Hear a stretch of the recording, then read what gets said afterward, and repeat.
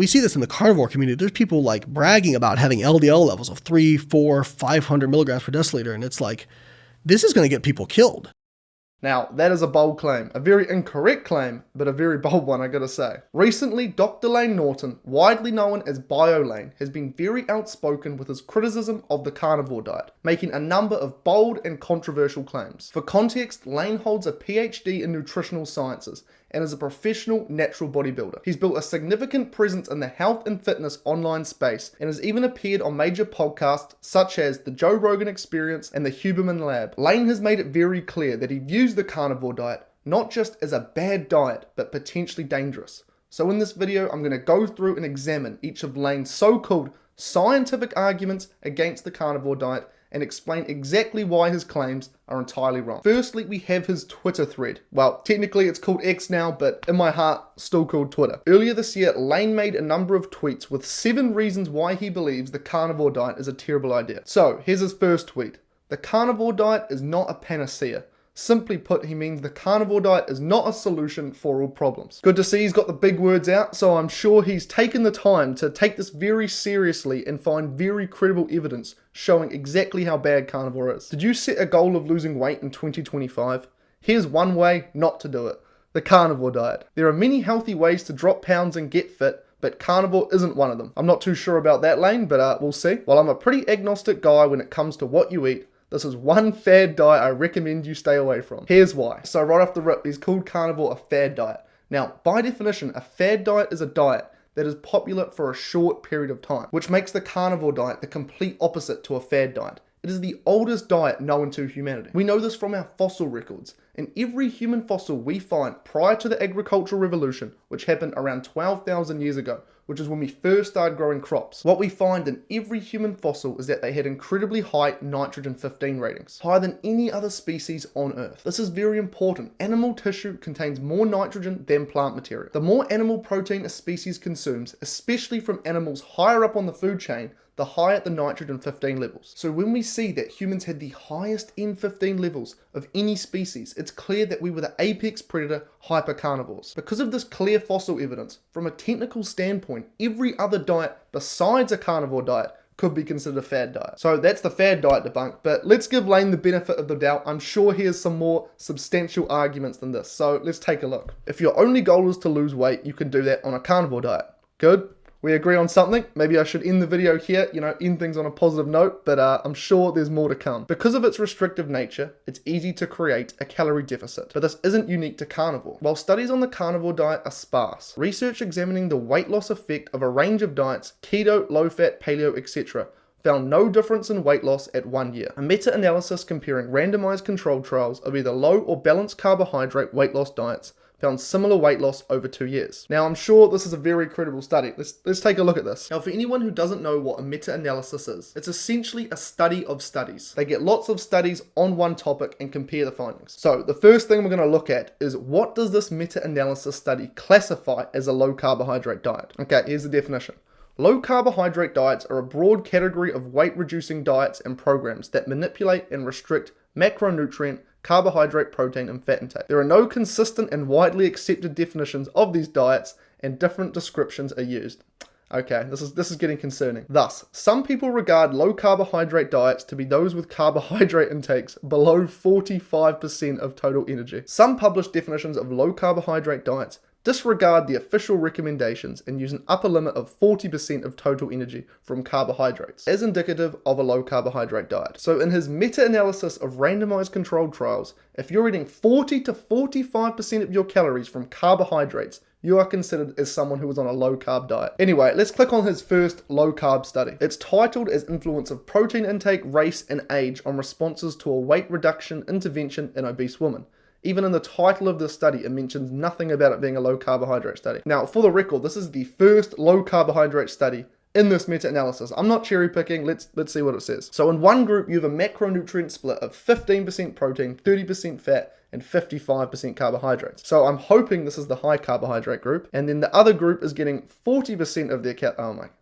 So this is, okay, anyway, I can't believe this. For context, if someone's on a 2,500 calorie diet, that means they're eating 250 grams of carbs a day. That's the same as eating 20 slices of bread or 29 Oreos. Most people on carnivore are eating well under 50 grams of carbs per day. One egg has about 1 gram of carbohydrates and meat basically has none. So 50's at the upper end. Even in a whole liter of milk, there is under 50 grams of carbohydrates. But Layne is trying to disprove the effectiveness of carnivore for weight loss by referencing low carb studies where you can literally eat 20 slices of bread or 29 Oreos per day and still be considered as low carb. When you are truly low carb and eating under 50 grams of carbs per day, your body gets used to running on fats and you become, quote, fat adapted, meaning your body can now run on these fats much more efficiently. So most people find their hunger drops considerably and they lose a lot of weight. On top of that, whenever you consume carbohydrates, another hormone called insulin elevates to bring your blood sugar back down. When insulin levels are high, it blocks another hormone called leptin. Now, leptin is what says to your brain, hey, we're full, we can stop eating now. This is why you have a massive meal, you're full, and then you have some sort of sugary dessert, you spike your blood sugar, and all of a sudden, you're no longer hungry, you've got that, quote, second stomach, and you want to eat something else. When you're on a true low-carb diet, such as the carnivore diet, because your hunger drops considerably, you end up eating a lot less, and it's very effective for weight loss. For so many people, they lose no weight calorie restricting, but then you put them on a low-carb diet, and they lose a lot. In fact, the science does show this. I can pull up countless studies showing that low carbohydrate diets are more effective for weight loss than calorie restriction. But I have a better idea.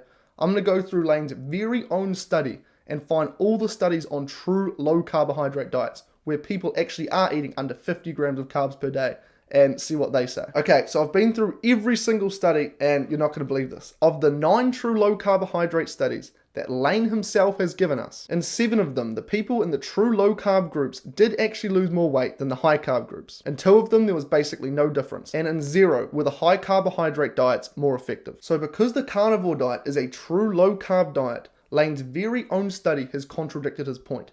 He has debunked his own point by not reading his own study. Anyways, I'm sure there's far better stuff coming, so let's see what he's got next. Diets high in fruits, vegetables, whole grains, nuts, seeds, legumes, and fiber have decades of research. Yep, they sure do. Decades of low quality and essentially useless research. Here's a tiny snippet of these findings. Okay, let's read these. Okay, well, these studies right here, they're not even science.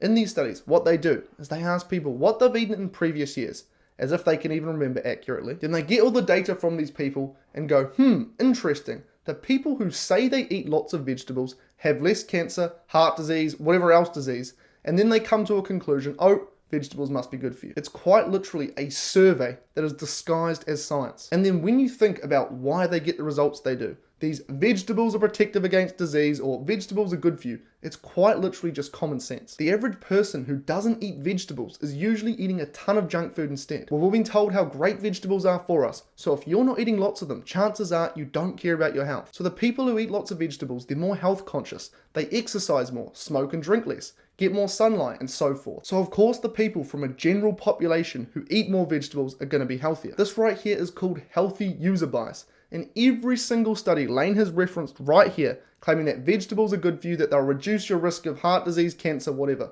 All they're really showing is that people who care about their health and eat more whole foods are healthier than people who don't care about their health and are instead eating ultra-processed foods. This proves absolutely nothing about the necessity of vegetables. Again, it's a survey disguised as science. But somehow Layne is using these weak observational studies to argue that plant foods are necessary. I mean, come on Layne, you're a scientist with a PhD and you are trying to claim causation from an observational study. You're better than this, man. I'm sure you've got some better points coming up. Let's see what's up next. Carnivore diets lack basic nutrients required for health. A recent study that examined 4 different carnivore dietary patterns, both those with dairy and without, found them deficient in... Okay, so basically deficient in lots of different nutrients. Let's have a look at how they've done this study. Okay, so it compares the RDA's, well, recommended daily amounts, to what someone on a carnivore diet typically consumes. But here's the thing. RDAs are calculated terribly. The way they calculate RDAs is they review all, quote, available data to see how much of a nutrient is needed to prevent a deficiency and just to support basic function. Now, this sounds reasonable on the surface and makes perfect sense. The problem is, these RDA numbers are quite literally best guesses. Firstly, how do you know if someone is truly healthy? You can look at a few blood markers such as triglycerides, hemoglobin A1C, that'll tell you you're not super sick. But the reality is there's no way to know for 100% certainty. So what do scientists do? What they do is they go, well, these people seem healthy and they're getting this much of vitamin X. So let's guess that this is the needed amount. And if that wasn't shaky enough, there's not even enough human data for a lot of these nutrients. So they have to turn to animal studies despite the fact that biologically they are very different to us. And then for some nutrients, they don't even have enough animal data. So they basically just make the numbers up entirely. I'm sure this is sounding very scientific and accurate. The thing with nutrients is they're only useful if you can actually absorb them. If they come in one end and out the other, you may as well not have consumed them at all. Nutrients from plants have a terrible bioavailability. In simple terms, it means they're very hard to absorb. A big reason for this is something called anti-nutrients, which are compounds in plants that block nutrient absorption. For example, humans can only absorb as little as 1.4% of the iron from spinach, whereas in meat it's closer to 30%. However, RDAs, they don't factor this in. Nutrient absorption also works very differently based on what else you're eating your nutrients with. For example, we have fat-soluble vitamins such as A, D, E, and K. By definition, you need fats to absorb these nutrients, hence the name fat-soluble. If you are consuming 100% of your RDA of each of these nutrients, but you're on a very low-fat diet, you're only going to be absorbing a very small amount of them, and as a result, over time, you'll become deficient. And then you can also look at vitamin C, for example. Layne's study says you don't get enough on carnivore, but that right there is incorrect. On a high carbohydrate diet, you need lots of vitamin C. The reason for this is that carbs are broken down into glucose, and glucose and vitamin C have very similar molecular structures. So glucose actually competes with vitamin C for the same receptor to be absorbed. So what happens when you cut carbohydrates and remove all of that extra glucose from your system, your body becomes way more efficient at absorbing vitamin C and you need a lot less. Again, RDAs, they don't factor this in. And if you're not getting enough vitamin C, you get scurvy, which is where your gums bleed, your skin starts breaking down, and all of your connective tissues, they start to fall apart. Have a guess how many people on carnivore have developed scurvy? Not a single one. My point is that RDAs are ridiculous. They're generic guidelines based on low quality science. I mean, if you can even call it that. Really, they're more like generic guesses based on, some random dork's opinion that doesn't account for differences in absorption, excretion, or any other factor for that matter. Layne, along with many others online, love to make the claim that the carnivore diet will give you a nutrient deficiency. But here's the thing. It's all based on theory. The key word there is theory. But as Richard Feynman once beautifully stated, it doesn't matter how beautiful your theory is. It doesn't matter how smart you are. If it doesn't agree with experiment, it's wrong. But in all seriousness, if the carnivore diet was causing people these nutrient deficiencies that these people online talk about, where are they? That's my question. There are millions of people doing carnivore and no one's walking around with these deficiencies. It's quite literally that simple. The theory does not agree with practice. And then if you want to take things one step further, how on earth am I making this video? How are you watching it? If the carnivore diet was causing deficiencies and humans cannot survive without plants, how do we make it this far? Like we discussed earlier, for most of human history, we ate nothing but meat. Despite that, somehow we're all still here. If the carnivore diet did make humans nutrient deficient, then Dr. Norton wouldn't have been able to make all of these ridiculous tweets, and then I could have done something better with my Friday night. But hey, anyway, here we are. Let's get to the next point. I'm sure there's some good stuff for later. The exclusion of fiber from the diet is especially problematic. Okay, oh dear. Studies involving millions of participants demonstrate fiber significantly increases longevity and reduces the risk of cancer and heart disease. Oh no, I think we're back to the same issue as before, guys. Again, people who consume more fiber are people who are more health conscious and therefore they have better health outcomes. However, from that right there, you cannot conclude that fiber is good for you. You can't conclude anything because it's observational research, but if you were to conclude something, it would be that processed food is a lot worse for you than vegetables. It really baffles me how these science guys online make claims from studies like this, but anyway. Somehow the supposed benefit of fiber is that it's indigestible. So it adds bulk to the stool and allows you to stay regular, I guess. But what's interesting is people on a carnivore diet, which is a zero fiber diet, don't have issues with constipation. Now, if you are going to make a claim that fiber is good for you because it's indigestible and therefore keeps you regular, you also need to make the claim that wood chips are good for you. We also can't absorb wood chips. And I use this wood chip example very specifically because that is what fiber is in many foods. There's an ingredient called cellulose, which often is quite literally wood chips, which they add to foods to increase fiber content. So apparently now wood chips are good for you and they're going to make you live longer. What's interesting is that there's not a single documented case of anyone ever in the history of mankind having a fiber deficiency. And the reason for that is simple. It's not an essential nutrient. In fact, for many people, fiber actually causes them lots of problems. When it breaks down in your gut, it produces lots of gases, such as hydrogen, carbon dioxide, and methane. This right here is why vegans pass wind so frequently. Your gut, it does not want to have copious amounts of these gases in it, and as a result, that gas has to go somewhere. It can also cause loose stools for people, as it draws extra water into the colon. For me personally growing up, whenever I had high fiber, it would seriously mess with my gut. Again, these studies that Layne has referenced do not prove that fiber is beneficial. In fact, there's not a single study on earth that actually shows fiber is good for you. But for some reason, 90% of these health professionals online are so convinced that fiber is so good for you based on this observational data. I would genuinely like to know, however, how on earth an anti-nutrient compound, that's what fiber is, it binds to nutrients and prevents their absorption, that is largely indigestible and causes issues for many people, could possibly reduce someone's risk of cancer. It blows my mind, literally, based on observational. Anyway, I'm not giving up just yet. I'm sure there's more solid science coming up. Uh-oh, guys.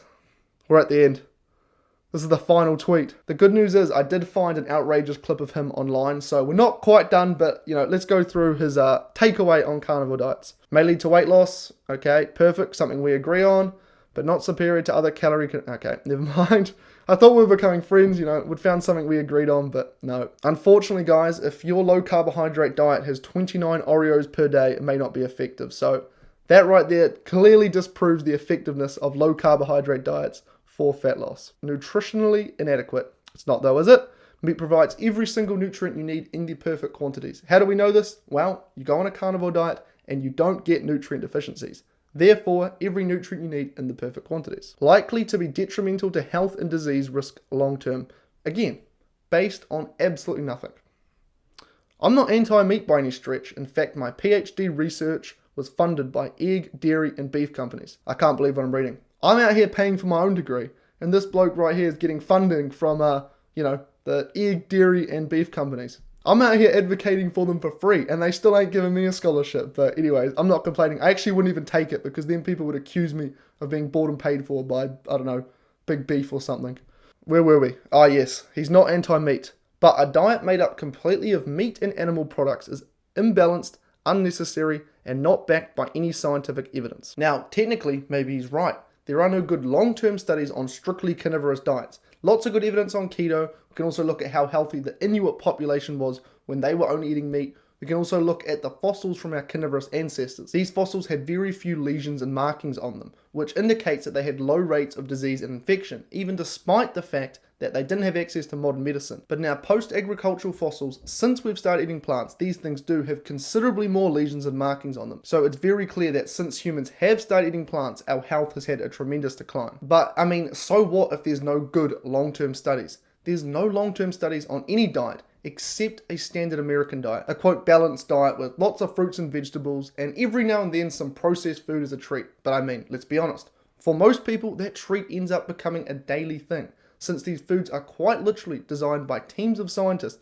to be as addictive as possible. And then what happens with this balanced approach? Well, you have a 40% lifetime chance of developing cancer, a 40% lifetime chance of becoming diabetic, and a 25% lifetime chance of having a stroke. There might be lots of data, but I mean, that doesn't sound like a diet that I want to eat. People still argue that this balanced approach is the way to go since we have studies on it. Sure, we don't have long-term data on carnivore, but also when you look at it from a biological perspective, it's pretty obvious that humans are built to only eat meat, highly acidic stomachs, short intestines, a very limited ability to break down plant defense compounds. And that's just to name a few traits. Again, the only studies we do have long-term data on is this quote, balanced approach, where everyone's getting sick. There is not a single animal in the world that eats a balanced diet with lots of different things. Every single animal is designed to eat a very specific thing. So humans should be eating what humans are meant to eat, which is a carnivorous diet. Now, we do have one final claim of Layne's to address. He went on a podcast and made this very bold claim. People might do a carnivore diet,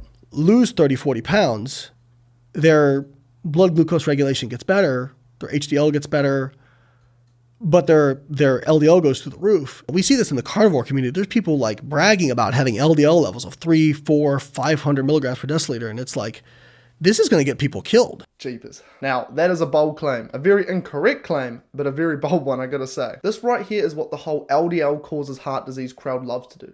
They cherry pick a couple of studies that fit their narrative and ignore all the other data that suggest the complete opposite. Now, even if we were to play their game, There are heaps of studies that show completely opposite results. Plenty of research shows people with low LDL and total cholesterol die at higher rates than those with even very high LDL and cholesterol. So why are we ignoring these studies? Neither of these studies are good science, but I mean, if we're going to look at one of them, why aren't we looking at the others? Now let's zoom out for a second and look at a timeline of disease. Before the year 1912, not a single heart attack was ever recorded in the United States of America. For over a century of America's existence, nothing. And before someone jumps in and says, well, maybe we just don't have record of it. If there was this widespread phenomena where people would grab their heart and just fall dead in the street, it would be on record. Furthermore, even with the top physicians of the time, there's no mention of this in their journals. There's no mention of heart attacks, barely a mention of heart disease. These things just weren't around. But then suddenly in the year 1912, boom, first recorded heart attack. By the 1930s, heart disease becomes the #1 killer in the country. Doctors, they're scrambling. They got no idea what's going on. And guess what? We've always eaten meat and eggs. Throughout all of these years, with zero heart disease, zero heart attacks, meat and eggs were staples in the diet. So I want you to tell me what's more likely. In the year 1911, all of the LDL particles around the world, they had a big group meeting. I mean, they would have needed Bluetooth because this happened in every single Western country and Bluetooth didn't exist back then. But anyways, they decided, you know what, boys? It's time. Let's start penetrating the endothelium and clogging people's arteries. Or maybe it's more likely that we introduced some brand new, highly inflammatory garbage product into our food supply around that time. Actually, sorry, I'm not going to make that claim. Correlation doesn't equal causation, so it must be the LDL's fault. It must be the meat and eggs that we've always eaten that is causing this new disease. Anyways, let's actually look at some real science. I've got a great idea. Let's get a person who's just had a heart attack or some sort of heart complication, draw their blood levels within 24 hours, and check their LDL. If LDL is the cause of heart attacks, all of these people will have high LDL. Well, luckily, that exact study exists. In this study, researchers looked at the blood work of over 136,000 people, taken within 24 hours of being hospitalized with heart disease. The people in this study, they weren't just people with heart disease. They were in hospital because of it. So, very serious cases of heart disease. They were in there either because they had a heart attack caused by the plaque buildup, serious chest pains, or they had a major blockage that needed urgent treatment. Now, if LDL is the cause of heart disease and heart attacks, it is what is causing these things. We should see a clear dose-response relationship. It should be the higher the LDL, the more heart attacks. That's simple. The graph should be a steady upward slope, maybe a slight drop off at the end simply because there are hardly any people on the planet that do have LDL levels that are actually that high. This graph represents a total of 136,905 people. And here's what we see. We go up to the so-called safe range, where LDL is under 100, you're supposedly in the clear, you're safe from heart disease. Anything above that, you're at risk, but below 100, you're safe. So what happens next in the graph? Well, it starts to go down, and it continues to go down. So what we see is all these people with severe heart disease, having heart attacks, and roughly 50% of them are, quote, in the safe range. They have low LDL based on this theory that LDL causes heart disease and heart attacks. How does that make sense? If LDL did cause heart disease, why is it that that graph doesn't continue to go up? Maybe, just maybe, it's caused by something else, like, I don't know, some ultra-processed inflammatory trash that we started calling food. The bottom line, however, is that there is zero solid evidence showing that LDL causes heart disease. All there is are these cherry-picked studies that fall apart when you look closer. But supposedly carnivore is killing people. Again, I would ask, where are they? I don't see people dying on a carnivore diet. So basically, to summarize the whole video, a lot of claims, absolutely zero evidence to support any of them. But yeah, I enjoyed making this one. If you want a full breakdown as to how we know that humans are carnivores, then you'll enjoy this video that I made the other day. Anyways, great speaking with you as always. See you next time.